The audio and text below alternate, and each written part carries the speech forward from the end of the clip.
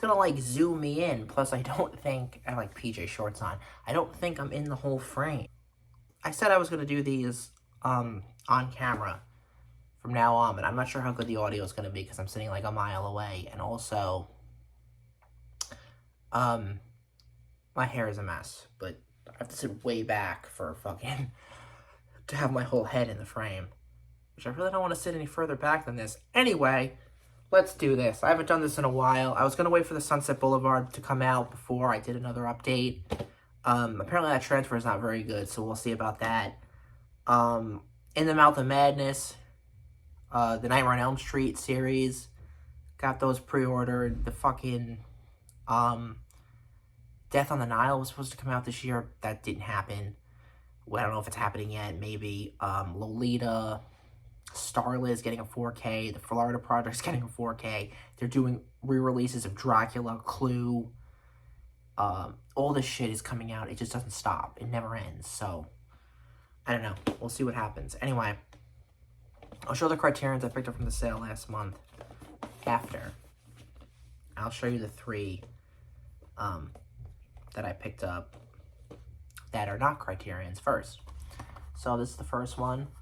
This is Charlie Varick. Right? Yeah, Varick. I can't. I write fucking tongue-tied when I hold or say that. So this is Charlie Varick. I love Don Siegel. I think he's a great filmmaker. I fucking love... It's really weird, by the way, sitting so far away from this fucking camera. This is weirding me out. I usually just show my fingers, but then I'm like, my fingers are too fat, so I don't want to show them. I'm a big fan of Don Siegel. I fucking love Invasion. I think Invasion of the Body Snatchers is probably the best of the sci-fi films from the 50s. I think it's the most suspenseful. It's fucking incredible. So there's that, and then he also did the remake of The Killers with Ronald Reagan, which is fucking hilarious. I love that movie. Who's the guy that... Lee Marvin is fucking great in that. He did a film with, Sidney Greenstreet and Peter Lorre called... Oh, fuck. I forget what it's called, but it's fucking great, too. And then, of course, he did Dirty Harry. So those are the ones I've seen from him.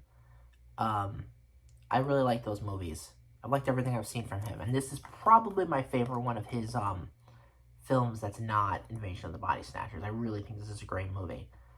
Obviously, it has my boy Walter Matthau in it. So, that's my boy. Yeah. So, there you go. I like this, so I had to get this one. Not as big a fan of, The Taking of Pelham 1, 2, 3 as some people are. I'm going to have to rewatch that. There's a 4K of that I kind of like. This was supposed to get a 4K.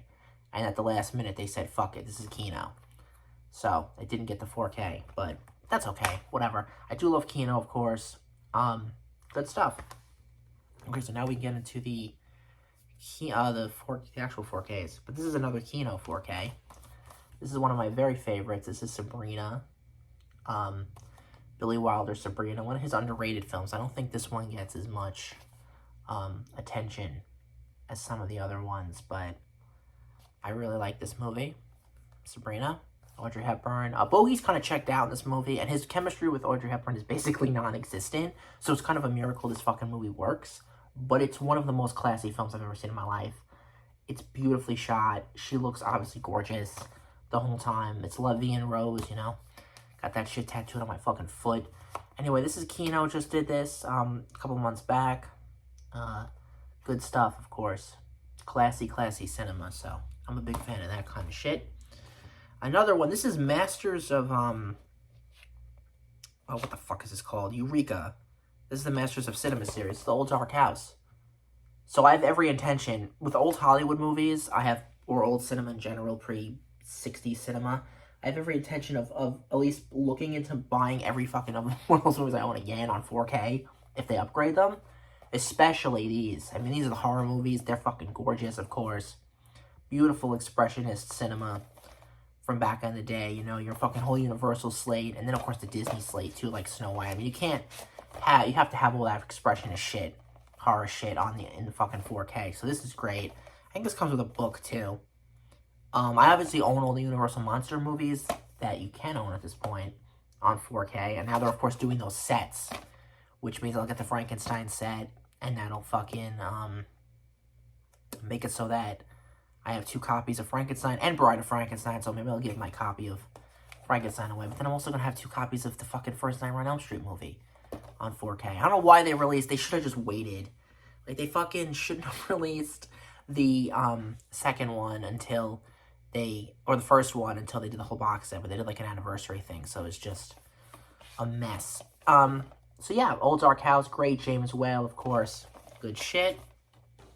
Now I will show you the 4K Criterions that I got. Should I show the 4Ks first? Now I'll show you the Blu-rays. Well, there's only one Blu-ray.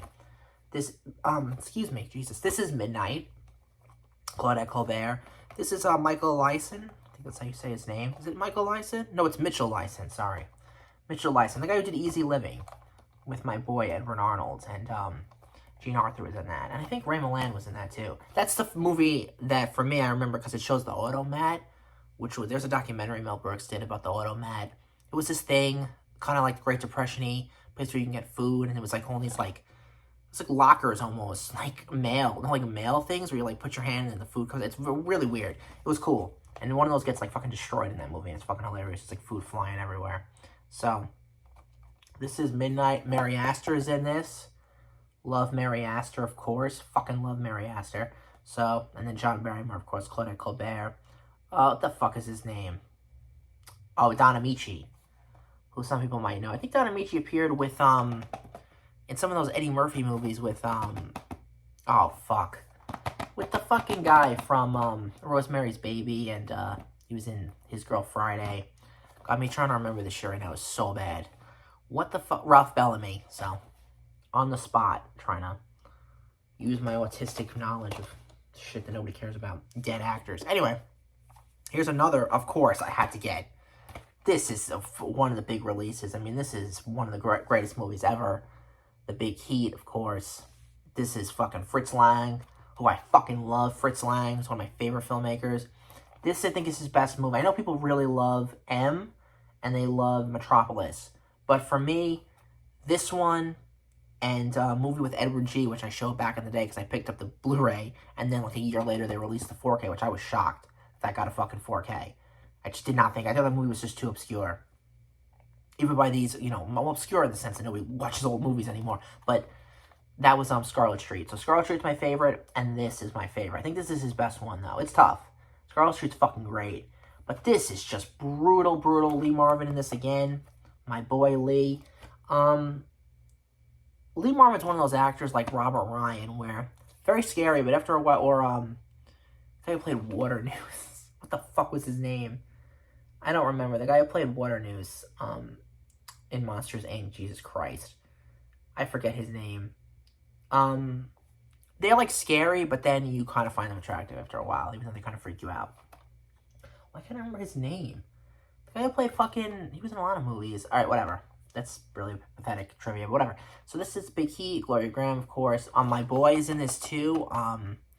Glenn Ford, who was in Gilda as well. He's great. Glenn Ford is great. And he's in a movie called Dear Heart. Isn't it James? Fuck, I hate this shit. I hate not remembering the people's names. I always do this in these fucking videos. Anyway, rambling nonsense. Trying to remember all this nerdy shit. So this is a great movie.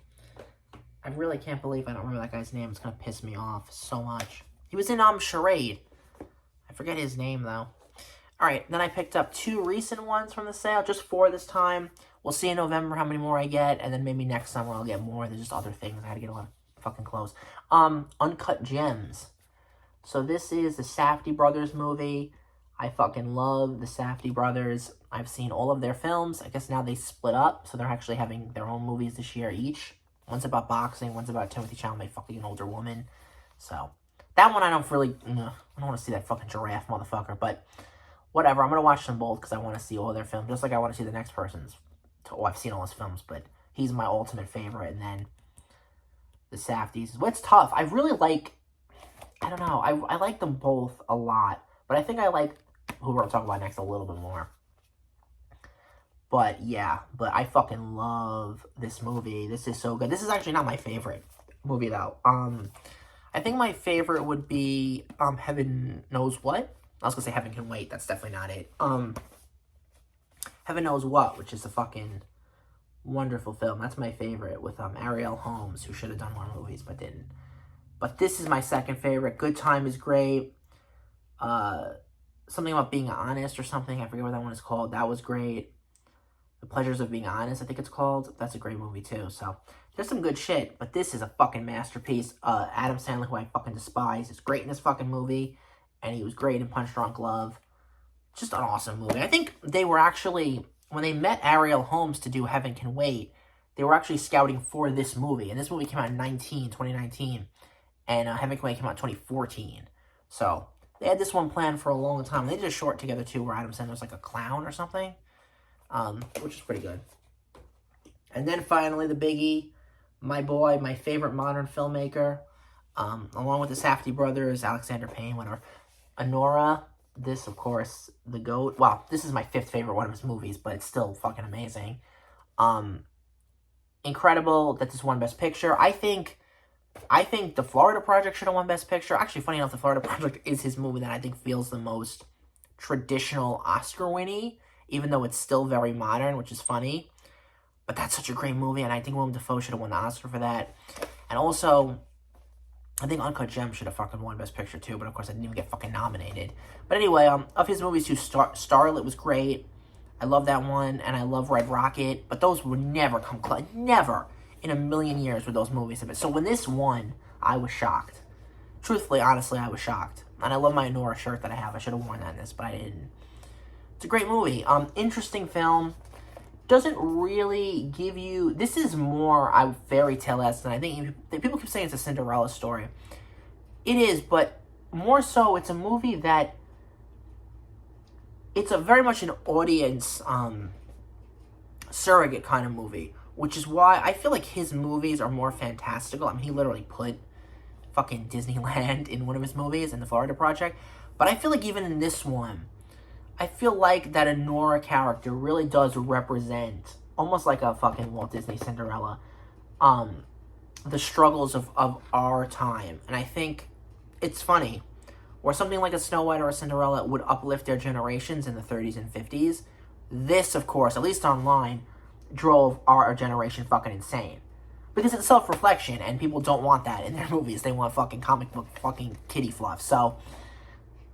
they didn't want the sex and all that shit, but this was a very relatable film. Not that I ever was with a fucking millionaire Russian, but there were definitely aspects to it that when I finished this movie, I was like, holy shit. So, definitely can relate to that whole airport thing. Anyway, that's Anora. So, only 4 films. Very weird. I usually pick up a lot more films during the Criterion sale. This year, I didn't. Kind of glad about that. I could behave myself a little bit. Very tempting, though. I really did. There's a lot more stuff I want. But, you know, they're just releasing movies at this point at such a rapid fucking speed.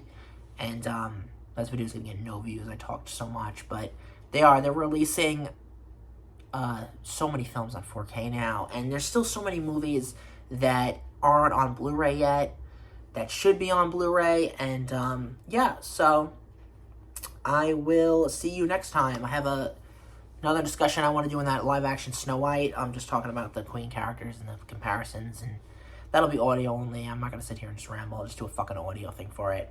Yeah, so I will see you next time. Peace. Thanks for watching.